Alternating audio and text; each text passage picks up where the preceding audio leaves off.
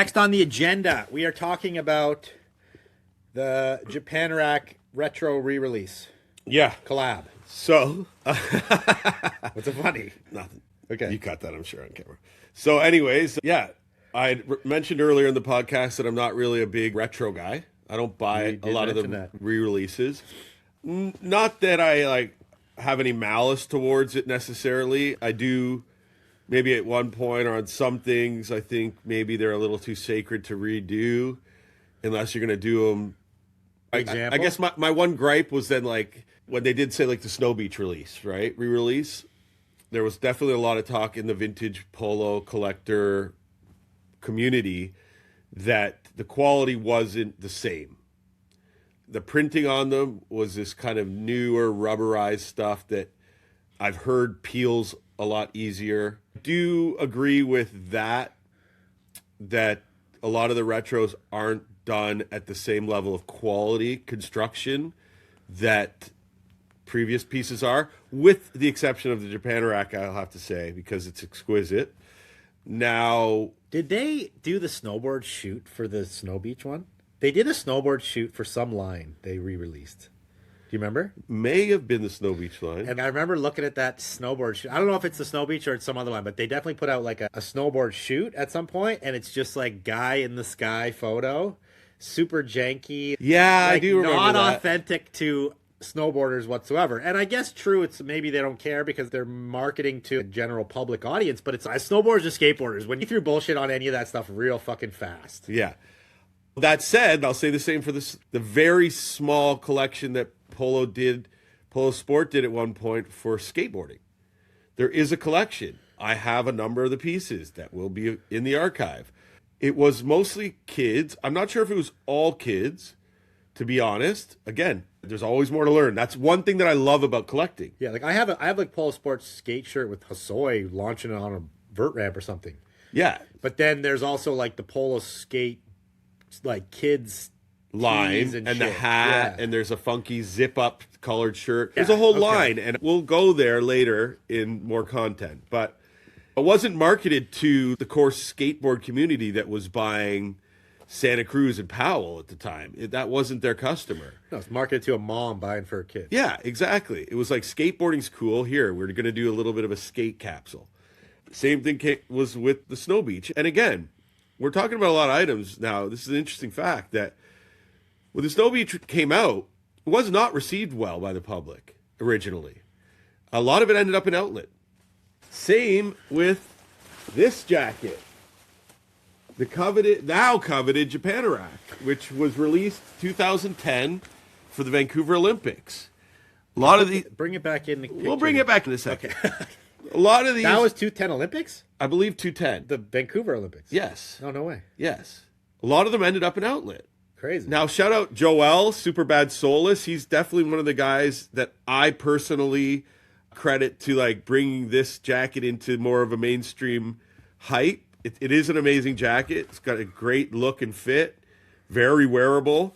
Shout out Dak in Japan, who was absolutely instrumental in this re-release happening. He has a barbershop in Harajuku called the Dojo. If you need a fade, best fade you're going to get in Japan, maybe anywhere. Currently is Kanye's private barber. Gets flown around the world to cut Kanye's hair. Super good dude. Also, an OG polo collector. If you've ever watched the videos on the Ralph Lauren site where there's a host that's bringing you around to a number of different Japanese polo collectors, stores, and individuals, Dak is that guy. He's the guy that brings you around. I recently met him on a trip to Japan. Sorry, I'm going on a little foray here. Recently met Dak on a family trip I did to Japan with my wife and kids over the holidays, the Christmas break, and went to Dak's barbershop and got a fade with my son Jack. We both got haircuts. And I knew he was involved in the re-release of the Japanorak, but I just wanted to meet the guy because he was a collector that I had seen. I knew that we had a lot of mutual friends, and the polo community is quite tight. It's there's some camaraderie there in the vintage polo community for the most part. There are some outliers, but we don't need to go there. KA dickheads. Yeah, there's definitely some dickheads. There's a lot of egos in there too. But I think the core people, most of the people in that community are really good people. And Dak's a great guy. So shout out Dak. Dak was able to hook me up to be able to acquire some of these Japanoraks. This was circling back. I don't usually mess with retros, but I will in the event that I was not able to acquire the original. It's the next best thing. Yeah. So I got a question about this. Yeah. I don't know if you know this. What's the significance of Japan for 210 Olympics that Polo wanted to make? That is a really good question. It has something to do with the 1934 Olympics, which was in Japan. All right, we don't know the origin of why this thing was produced. We're gonna come back to that. We're gonna figure out what the actual inspo was for the original jacket. Let me see if I can find it right now. But here it is. First of all, this isn't just a Ralph jacket. This is a Beams. If you're familiar with Beams, it's a department store, a high-end department store in Japan. Carries incredible brands. They do a lot of collaborations. They've done collaborations with Ralph Lauren in the past. This is the Beams times Ralph Lauren Japanorak. Okay? The quality is incredible. They did such a fabulous job. They did not skimp on this one. All the details are as close to accurate as you can get. There's the tag, so you can see. Sorry, it's a little out of focus there, but Beams times Polo. And I was able to acquire a number of these, some for my collection and some to hook up some of the people that I know in the community that I knew weren't going to be able to have access to these, that I felt were people that needed to have these jackets. And that's another part of this Ralph Lauren community, is that we look out for each other, a lot of us. I've created a lot of great friendships through Polo collecting that I would have never have created otherwise. You know, through those relationships now, I've built a network of people that we help each other. Hey, I'm looking for this piece. Okay, great. I'll keep an eye out. And we're able to trade, and we're able to help each other find certain things and make deals happen. So this is the least I could do, with Dak being so generous and kind to me, such a good guy, and allowing me some access to these. I felt I had a responsibility to pass that along to some of the people in the community that I knew weren't going to have that, and get these to those people, and keeping a couple for myself and for the archive. But this is Japanorak, and just looking at it, in my humble opinion, like, the quality is super good. Like, the way they did this felt lettering on top of like a canvas patch, like, the quality is just. And look, this is like a felted shoulder patch, chenilled flag patches. Like, the embroidery is like stupid high quality. Yeah, the embroidery's incredible. You also have this really interesting, like, almost linen, like, really. What does it say? It says 18 kilometer. Oh, because it's something to do with this 18-kilometer ski course. Yeah. Obviously a cross-country ski course, I imagine. Yeah.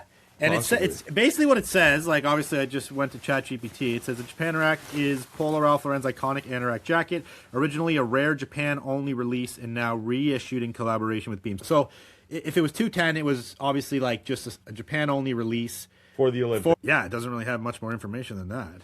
I can tell you that these Beams retros were released in very limited numbers. The majority of them were released in Japan. Yeah, and for those that don't know Beams, it's like very high-end Japan brand that does a lot of inspired garments. And they carry a lot of brands. You can get Arc'teryx at Beams. You can get... I think Julia, Jesse's wife, said that was one of her favorite stores on your trip. Yeah, absolutely. They had great vintage-inspired things. Like, they carry Penny's Big Mac, like chore jackets, like redone ones that you can only get in Japan. So they had things like afterhoods, but then they also had luxury brands in there. Cool. They had things like Arc'teryx. Really comprehensive, high-end luxury department store. Not just luxury, let's say, but like streetwear to luxury, but like elevated. Did you already say how limited this was? I don't want anyone to quote me on this, but from what I've heard, it was 600 units. Total, worldwide. And only 100 in America, potentially? I think there were, again, don't quote me on this, but from the best of my memory, there were maybe 200 of the 600 coming to North America. Yeah, and if you guys have other info, just drop it in the comments. Blow up the comments. I can tell you this. There was a very limited amount available online. The New York Mansion was the only brick and mortar retail to get these in North America. The rest were in Japan at Beam stores and the Tokyo Mansion. Sick. And a certain amount of these jackets were certainly held for VIPs, which is an ongoing program for Ralph Lauren. They have VIPs that, you know, are high volume, high end customers that are loyal to the brand, and they take care of these people. Yeah, so very cool piece. If you need one, like it's the end of you're gonna die if you don't get one, you should hit up Jesse on Instagram and see if he'll sell you one. Yeah, but I can't guarantee nothing. I'll tell you this: I'm not really interested in selling. Like, I do have a couple out of what I got that I'm going to keep for myself. I'm not going to sell them, but I would trade them for items that I need. It's my best bargaining chip. You know, what else can I say? Like, I'm not, again, this isn't really a money thing for me. This is passion. And this is about creating the most comprehensive collection that I can. Every piece has some meaning to me.